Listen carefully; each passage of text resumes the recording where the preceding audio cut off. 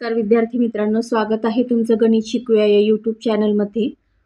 इयत्ता 10वी गणित भाग 1 यामधील प्रकरण पहिले दोन चलातील रेषीय समीकरण यातील संकीर्ण प्रश्नसंग्रह 1 आपण सोडवत आहोत.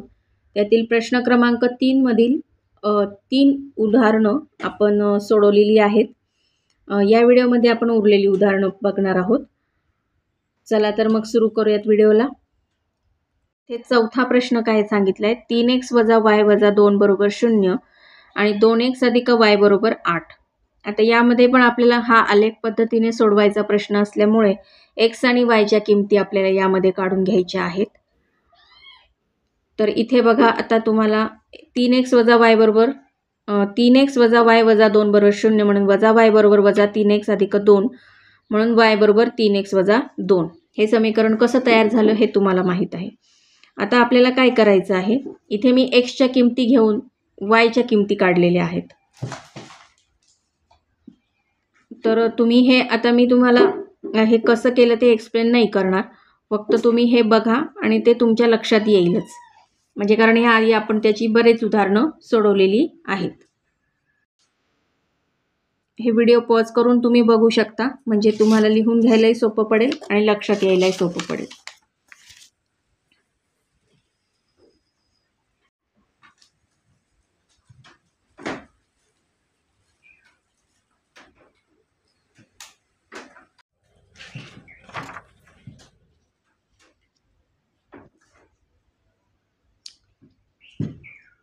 आता आपण ही बिंदू XY चे आलेख कागदावरती कशा पद्धतीने स्थापन करायचे ते बघूयात.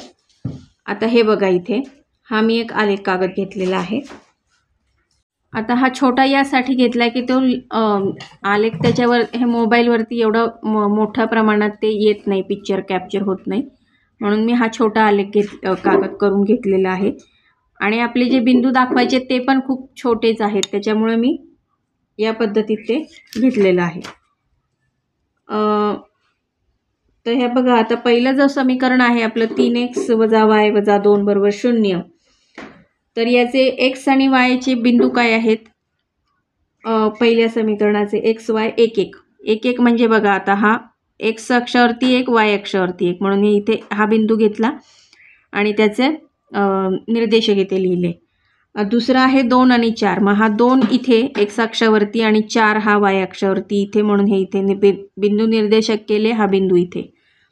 आणि 3 आणि 7 म्हणजे हा x अक्षावरती 3 y अक्षावरती 7 म्हणून हा इथे बिंदू स्थापन केला, त्याचे निर्देशक लिहिले. आणि या रेषा तुम्हाला समजण्यासाठी म्हणून मी ह्या इथे दाखवलेल्या आहेत हे जोडून, की हे कशा पद्धतीने बिंदू आलेत ते. आता दुसरं जे समीकरण आहे 2x आणि हे पहिलं समीकरणाची हे आपण जे बिंदू स्थापन केले त्यामधनं जाणारी ही एक सरळ रेषा काढून घेतली आणि ते समीकरण काय आहे ते इथे लिहिलं, 3x - y - 2 = 0. आता यामध्ये बघा, हे जे दुसरं समीकरण आहे 2x + y = 8, त्याचे हे जे 3 बिंदू आहेत ते लिहिले 1 आणि 6, x अक्षावरती 1 y अक्षावरती 6 म्हणून हे बघा, इथे हा 1 आणि 6 हा बिंदू इथे स्थापन केला. दुसरा आहे 2 आणि 4, हा 2 आणि 4 x अक्षावरती 2 y अक्षावरती 4. आणि तिसरा शेवटचा बिंदू आहे 3 आणि 2 म्हणजे हा 3 इथे x अक्षावरती आणि y अक्षावरती हा 2. मग आता हे जे 3 बिंदू आहेत ते कसे आहेत, एक रेषीय आहेत. मग यातनं काय होते, एक रेषा जाते सरळ, ती आपण काढून घेतली. आणि ते कोणतं समीकरण आहे ते इथे लिहिलं, 2x + y = 8. आणि आता या समीकरणाची उकल आपल्याला काय मिळाली, की ह्या दोन्ही रेषा 2 आणि 4 या बिंदूंमध्ये एकमेकीला छेदतात. हे बघा, इथे तुम्हाला दिसतच असेल ते. म्हणून या समीकरणाची उकल काय आहेत, x y च्या किमती 2 आणि 4, उकल बरोबर x y 2 4. तर अशा पद्धतीने हा आपला चौथा प्रश्न पूर्ण झालेला आहे. आता आपण हा पाचवा प्रश्न बघूयात. तर यामध्ये पण आपल्याला समीकरणं काय दिली आहेत, 3x + y = 10 आणि x - y = 2. म्हणून मग आता x + y = 10 म्हणून y = 10 - 3x. आणि इथे x वजा y बरोबर 2 म्हणून वजा y बरोबर 2 वजा x म्हणून y बरोबर वजा 2 अधिक x y बरोबर x वजा 2. आता ही समीकरणं आपल्याला मिळालेली आहेत. यांच्या काय करायच्यात आपल्या x yच्या किमती काढायच्या आहेत. मग आता हे बघा इथे तुम्हाला व्हिडिओ पॉज करून तुम्ही हे कशा पद्धतीने घेतलंय yच्या किमती काढलेल्या आहेत ते बघू शकता. इथे बघा या किमती काढलेल्या आहेत. आता यानुसार आपल्याला काय करायचंय, आलेख कागदावरती हे बिंदू स्थापन करायचे आहेत.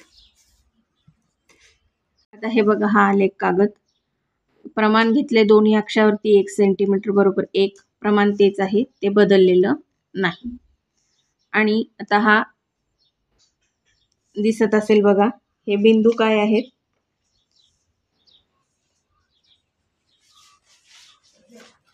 पहिल्या समीकरणाचे बिंदू आहेत 1 आणि 7. मग हा 1 x अक्षावरती आणि y अक्षावरती हा 7.